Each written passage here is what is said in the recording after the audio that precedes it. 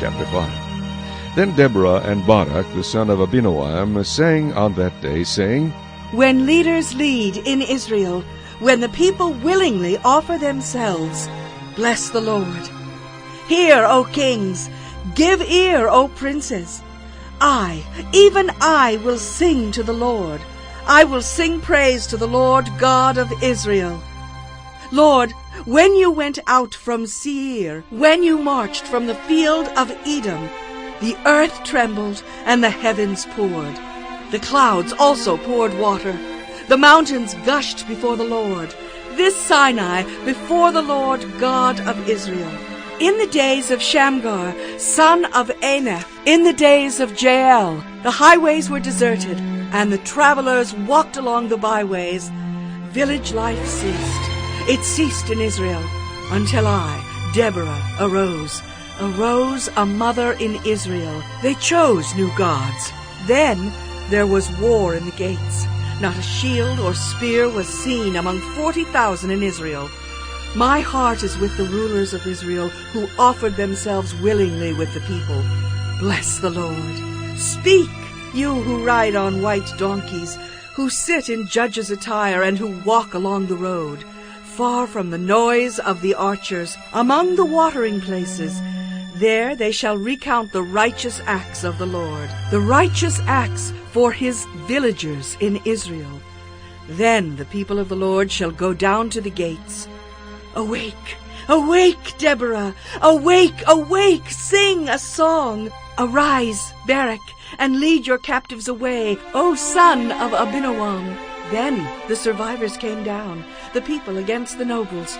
The Lord came down for me against the mighty. From Ephraim were those whose roots were in Amalek. After you, Benjamin, with your peoples from Machir, rulers came down, and from Zebulun those who bear the recruiter's staff. And the princes of Issachar were with Deborah. As Issachar, so was Barak sent into the valley under his command.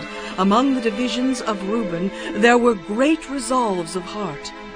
Why did you sit among the sheepfolds to hear the pipings for the flocks? The divisions of Reuben have great searchings of heart. Gilead stayed beyond the Jordan. And why did Dan remain on ships? Asher continued at the seashore and stayed by his inlets. Zebulun is a people who jeopardize their lives to the point of death. Naphtali also on the heights of the battlefield. The kings came and fought. Then the kings of Canaan fought in Taanach by the waters of Megiddo. They took no spoils of silver. They fought from the heavens. The stars from their courses fought against Sisera.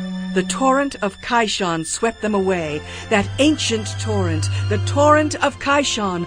O my soul, march on in strength. Then the horses' hooves pounded, the galloping of his steeds. Curse Meroz, said the angel of the Lord. Curse its inhabitants bitterly, because they did not come to the help of the Lord, to the help of the Lord against the mighty.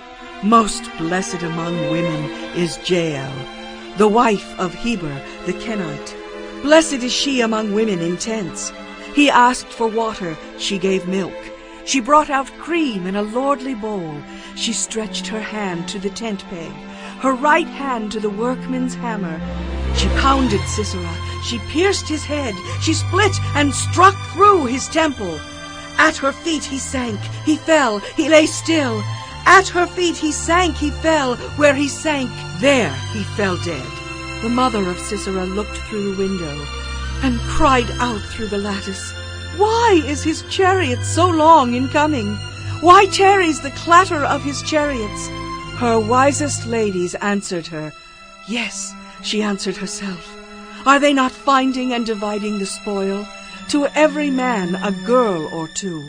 For Sisera, plunder of dyed garments, plunder of garments embroidered and dyed, 2 pieces of dyed embroidery for the neck of the looter.